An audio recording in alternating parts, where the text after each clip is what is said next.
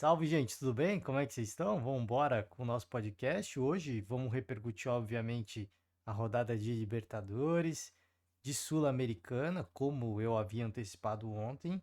A gente olharia com um pouquinho mais de cuidado para o jogo do Internacional contra o Belgrano, né? O jogo foi em São Paulo, para quem não sabe, na Arena Barueri.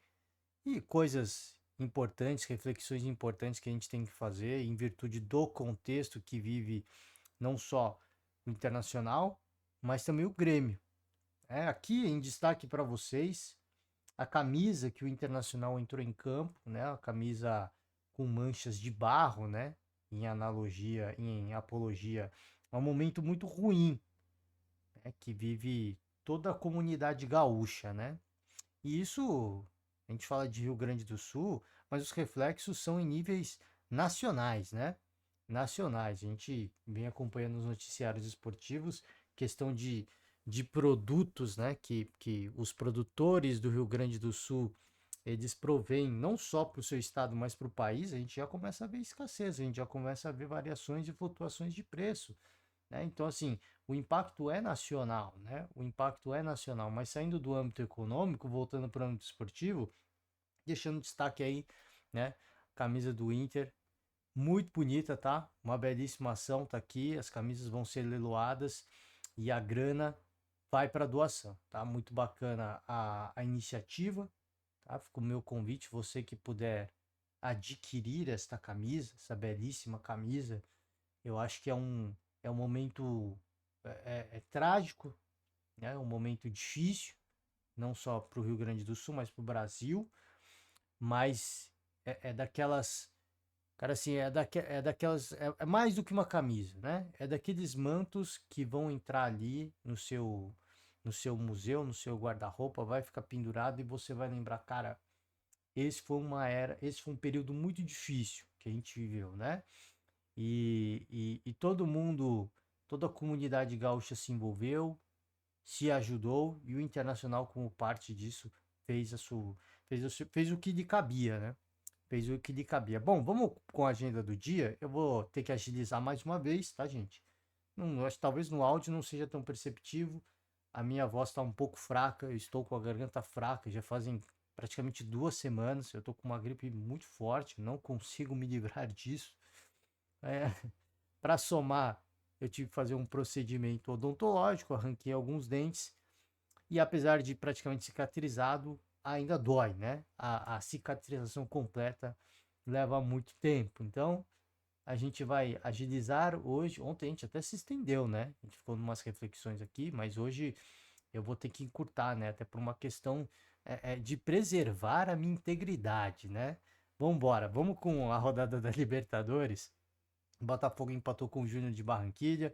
Goleada do Galo, como eu falei, teve uma derrota, mas eu tinha convicção de que o Atlético Mineiro ia brigar pela primeira liderança, pela melhor campanha geral da fase de grupos da Libertadores e fez a sua parte, né? Além dos pontos, o saldo de gols. Além dos pontos, o saldo de gols que pode pesar no final das contas, tá? Na balança pode acabar pesando. Se bem que tem pelo menos 3 equipes, se eu não me engano, Palmeiras, Tajeres, o River, se eu não estou enganado, Bolívar, né? Todos esses estão disputando aí, acho que já tem mais pontos que o Atlético, né? Vamos, a gente vai olhar a tabela aqui só para não falar bobagem, a gente vai trazer a tabela só para ter certeza. Flamengo 3-0 para cima do Milionários, essa fraquíssima equipe do Milionários, e aqui não é desmerecer a vitória do Flamengo. Quando você pega uma equipe fraca, você tem que ir lá e você tem que golear. Foi o que fez o Atlético Mineiro, foi o que fez o Flamengo, tá? Dois erros bizonhos do Milionários e o Palmeiras não, perdão. O Flamengo fez 2 gols, tá? Em 2 erros bizonhos. O Bolívar venceu mais uma vez, é a equipe que vem sobrando no seu grupo, né? A Copa Sul-Americana, Corinthians 3-0 para cima do Racing, uma vitória fácil, muito tranquila do Corinthians. Muitas coisas boas, hein? Muitas coisas boas dessa nova era do Corinthians. A gente falou sobre a saída do Paulinho, do anúncio da saída do Paulinho ontem. Nessa partida teve homenagem. O Antônio Oliveira, em coletiva, até falou sobre a questão Paulinho, né? Mas é aquela fala protocolar, né, gente? Eu não ia falar nada sobre isso, mas eu não me aguento, né? Ai, vou poder dizer que treinei um jogador como o Paulinho. O fato do Paulinho não permanecer, assim como o Cássio, eu não falei quando o Cássio saiu, o Antônio falou, né? Fez a mesma puxação de saco, né?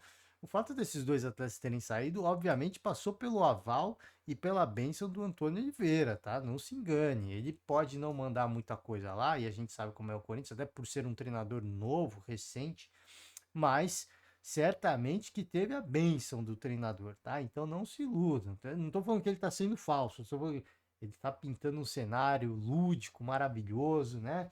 Treinei o Paulinho, treinei o Cássio, mas não tenha dúvidas de que a saída dos dois, e eu acho justificada, tá? Eu não estou dizendo que eu sou contra. Aliás, eu era contra a vinda do Paulinho, nessa volta do Paulinho, para deixar bem claro.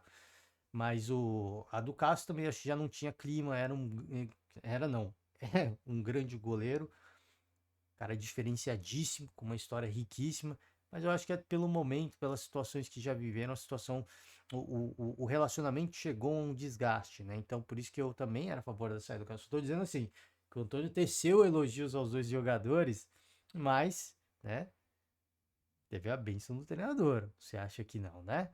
Vambora, vai. 3-0, vitória tranquila. O Corinthians tem melhorado bastante. Acho que esse é o treinador. Esse é o treinador. A gente já começa a ver mudanças importantes, como a saída do próprio Cássio e do Paulinho, que eu destaquei. E eu acho que isso é um movimento essencial. É um movimento essencial para a renovação de uma equipe e para que ela se mantenha forte e competitiva. Tá? O Corinthians, por muitos e muitos muito tempo, e isso foi característica da gestão do Ilho também, apostou em medalhões, né? Em campeões do passado. E a gente vê num Flamengo e num Palmeiras de que é preciso renovar, é preciso ter coragem para renovar. E renovar não significa desrespeitar a história, não significa esquecer a história. Né? Renovar significa apenas que estamos pensando no melhor do time. Né? E se você se importa tanto com o time quanto a gente se importa, tá na hora da renovação. Né? A renovação ela se faz necessária. Com Kim Bonito, o Bragantino fez um golzinho, empate assim, bem no sofrimento, hein? Penalidade no finalzinho do jogo. E o Internacional Belgrano 2. O Inter até sai na frente. Belíssima jogada do Wesley, né, pelo lado esquerdo, mas acabou tomando uma virada em questão de minutos, assim, questão de minutos. Primeiro erro, foram dois erros para mim crassos, assim, bizonhos, que você não espera ver numa equipe que está disputando a Série A do Campeonato Brasileiro, né? São dois erros bizonhos. O Inter começou bem o jogo. O Inter começou bem o jogo. Era um time do Belgrano que foi para se defender e apostar numa transição rápida e conseguiu o segundo gol desta forma, tá? Mas o Inter estava na partida. O Inter comandava as ações. As bolas de mais perigo eram do Internacional, da equipe do Internacional. Estava em busca desse gol e acabou saindo, né? Com o Borré. Cruzamento do Wesley, grande jogada do Wesley pelo lado esquerdo, gol do Borré. Depois veio, né, o golpe de misericórdia, se é que a gente pode dizer assim, um erro de saída de bola do Internacional, um passe sem pé nem cabeça do René. A bola é interceptada, eles atacam e o gol acaba saindo, né? Depois um contra-ataque, mais uma vez um contra-ataque, e o mesmo cidadão que fez o primeiro gol do Belgrano, ele faz o gol de cabeça sozinho dentro da grande, no meio, exatamente no meio da grande área, né? Então por isso que eu falo assim, só foram erros bizonhos, crassos, e que a gente, se fosse uma situação comum, a gente estaria aqui criticando o time e o treinador Eduardo Cudê, mas a gente tem que fazer reflexões muito mais profundas, e a preocupação que eu tenho é com a continuidade, né? A gente falava, quando a gente estava falando sobre a paralisação do futebol, o presidente do Grêmio, acho que foi uma matéria do presidente do Grêmio, uma entrevista do presidente do Grêmio, Alberto Guerra, ele falou que a, a, a igualdade, né, a isonomia do campeonato, ela foi afetada, né? E ela foi mesmo, e ela foi mesmo. Ah, mas poxa, dá para sair, dá para treinar em outro CT, dá para treinar em outro lugar. Tá, é isso que eles estão fazendo. É isso que eles estão fazendo neste momento. Mas a partir do momento em que você, do dia para a noite, foi do dia para a noite, não foi uma situação assim, de, ah, não, a água começou a subir devagar. Não, foi do dia para a noite. Uma situação em que do dia para a noite você não tem condições de exercer a sua prática profissional, a isonomia do campeonato é afetada, né? Se fosse um campeonato de xadrez, que não exigisse da questão física dos atletas, já seria afetado, porque os atletas perderiam o seu espaço de treino, né? E xadrez se treina todo dia. A mente tem que ser treinada todos os dias. Por que eu tô falando de xadrez? Não tô menosprezando. Só tô dizendo porque eu tô citando xadrez porque é um esporte onde você não precisa da parte física, você treina o intelecto, né? Então muita gente fala, ah, não, mas o cara pode ensinar pela internet. Não é a mesma coisa, gente. Para quem trabalha remoto, né, home office, para quem trabalha no escritório, é legal ter os seus dias de home office, sim, mas você trabalhar em loco é diferente, tá? A interação, a conectividade que você tem com os seus pares, ela é diferente. Então, mesmo para quem exercita o intelecto, como no caso do xadrez, haveria um impacto gigantesco e afetaria a isonomia do campeonato. Você imagina no esporte, como o futebol, que é uma atividade física, tem que ser presencial, não tem outra opção. Você depende da parte física para você se manter, pra você conseguir correr o jogo inteiro. Você precisa da interação com os seus colegas, porque você precisa ajustar o entrosamento, né, com os seus pares, e você precisa jogar bola, você precisa jogar jogos, não treinos, você precisa jogar jogos para que você se mantenha em altíssimo nível, nos níveis competitivos, tempo de bola, né, marcação do adversário, malícia do jogo, catimba e tudo mais, e por aí vai. O Internacional ficou sem tudo isso durante muito tempo, não só o Inter quanto o Grêmio. Então, o que a gente viu nessa partida, para mim, foi no início uma equipe com muita vontade. Uma equipe com muita vontade. Muitos erros vinham acontecendo, mas uma equipe com muita vontade de entregar uma vitória para o seu torcedor e mais do que para o seu torcedor, para o seu estado. Mas foi punido pelos erros. Por quê? Porque a equipe não está preparada. Ficou evidente nessa partida contra o fraquíssimo Belgrano. É uma equipe fraca, desculpa, gente. Ah, é o líder do grupo. Equipe fraca. Equipe fraca. Fraquíssimo. Se o Inter tivesse. Se o Inter não tivesse essa paralisação, teria vencido fácil essa equipe do Belgrano. Porque o primeiro tempo foi todo do Internacional. O segundo tempo é um desgaste natural.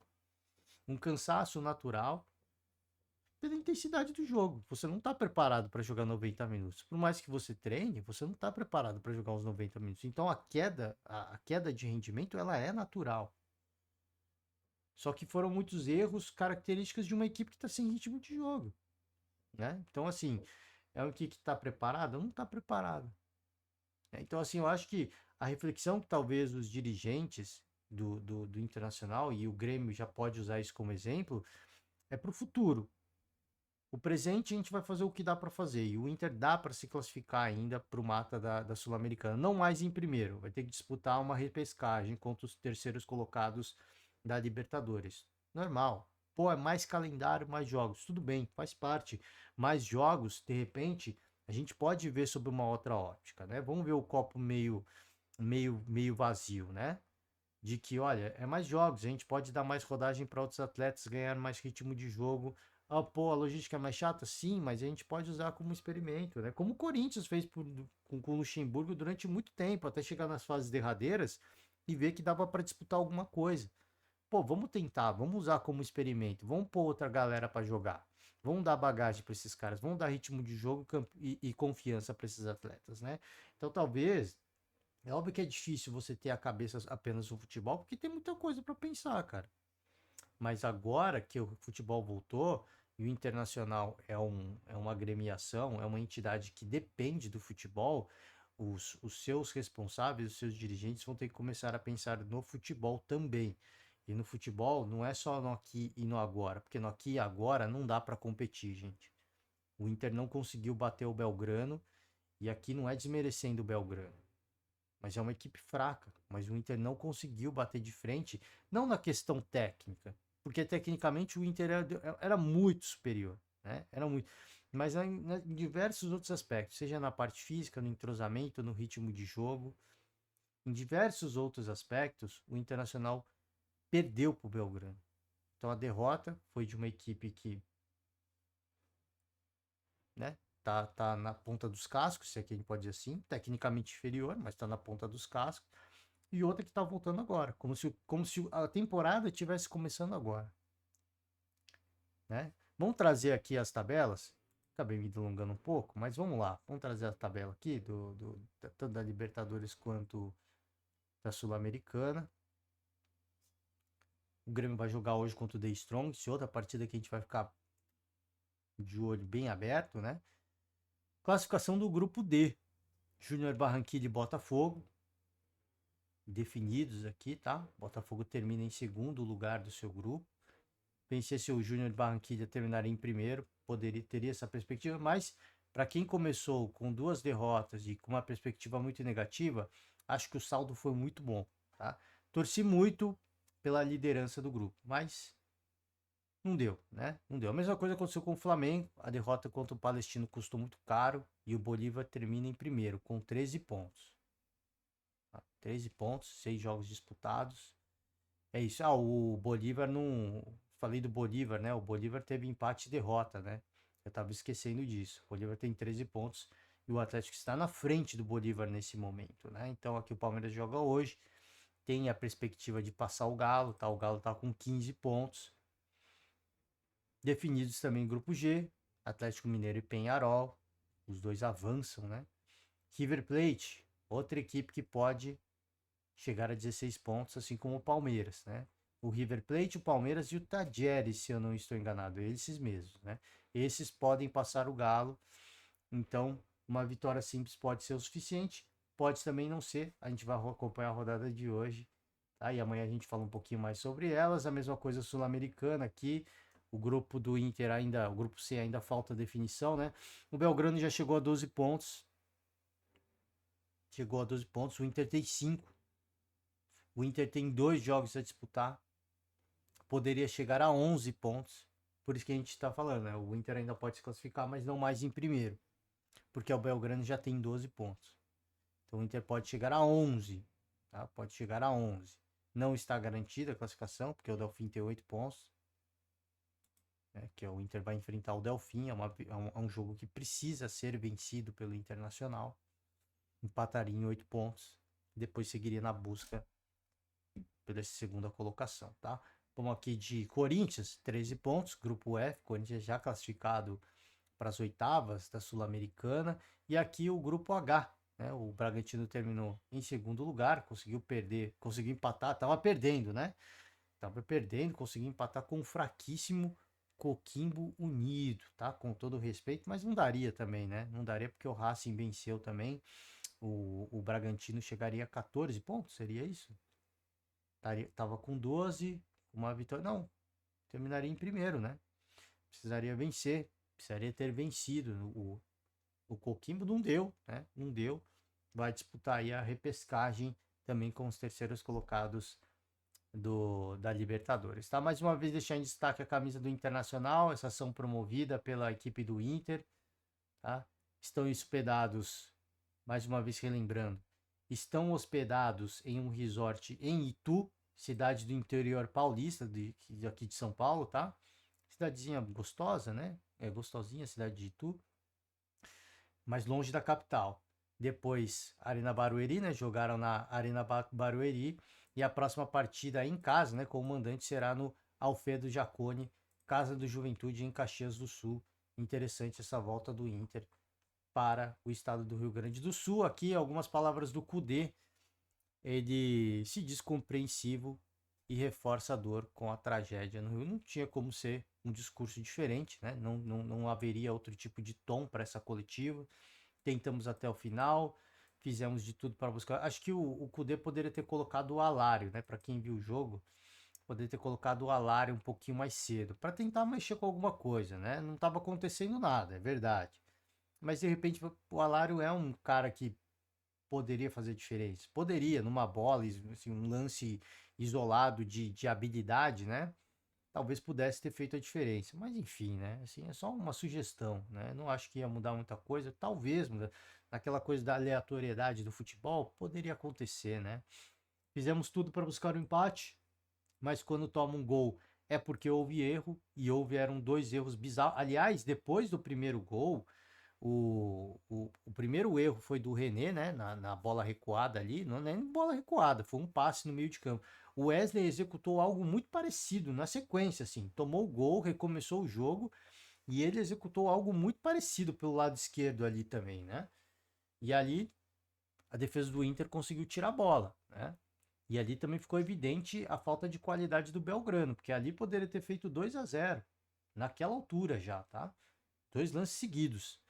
Em dois chutes, 100% de efetividade, não tivemos a sorte do rival, temos de trabalhar e melhorar. O ritmo de jogo ainda não temos, e vai demorar para ter, infelizmente. Precisamos estar fino nos últimos metros.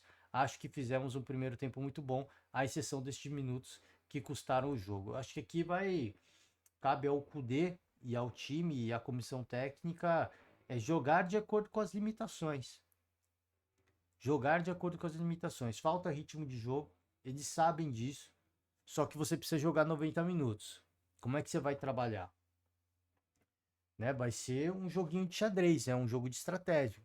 A gente vai pecar em muitas pontos, em muitas questões, mas a gente não pode abrir mão do jogo dos 90 minutos. E aí, de repente, eu acho que o Inter ele sucumbiu depois de fazer o gol, sucumbiu um pouco, né? De, poxa, fizemos o gol, agora vamos cadenciar o jogo. E nessa transição de você, poxa, fizemos o gol, vamos cadenciar o jogo, foi aonde aconteceu o erro do gol do Belgrano. E aí naquela que eu falei, você sentia a ânsia do time, né? De querer vencer e entregar uma vitória pro torcedor. Nessa ânsia acabou tomando conta da... Então acho que assim, são reflexões de, cara, assim, a gente não vai encurtar o tempo. Não tem como a gente encurtar etapas. São etapas que a gente vai ter que seguir e a gente está prejudicado. Então a gente vai ter que saber jogar de acordo com o que a gente tem. A gente vai ter que jogar 90 minutos, então vamos jogar os 90 minutos. Pô, queremos vencer, queremos muito vencer. Poxa, eu ia achar um barato se o Internacional vencesse. Mas eu acho que primeiro, né, é a recuperação da parte esportiva. E tem jogadores de muitíssima qualidade. Então vamos potencializar isso? Como? Eu não sei, gente. Eu não sou treinador. Né? Quem tem que fazer isso é o Cudê e os jogadores. Eu só acho que assim, eu acho que o time não estava preparado mentalmente, estratégico, taticamente para jogar 90 minutos. Né? Que depois começou a virar algo muito aleatório, muito no desespero. De repente focado assim, pô, vamos fazer um jogo econômico para os 90 minutos. Talvez tivesse saído com um empate desse jogo. Gente, é isso, ó. Agenda de jogos do dia, vamos trazer aqui rapidamente. Me delonguei, né? Era para ser um podcast de 15 minutos, mas não tem jeito. A gente se estende nas reflexões aqui. Vamos ter o Grêmio em campo, a gente vai olhar com carinho para esse jogo do Grêmio, tá? Fluminense também em campo. São Paulo em campo também, encarando o Tadieres. São Paulo pode ajudar o Palmeiras aqui, hein? Nessa busca pela melhor campanha geral, o São Paulo pode dar uma força pro Palmeiras. O Cuiabá vai encarar o Lanús. Teremos também Fortaleza encarando o Esportivo Trinidense, tá, gente? Encerro por hoje. Me estendi demais. Já tô sentindo aqui o impacto, né? De 20 minutos falando. Você que nos acompanha até aqui, fica aquele nosso profundo agradecimento. Peço para deixar aquela famosa moral. Atividades encerradas. A gente vai acompanhar a rodada e amanhã estamos de volta. Forte abraço e até amanhã, gente. Tchau.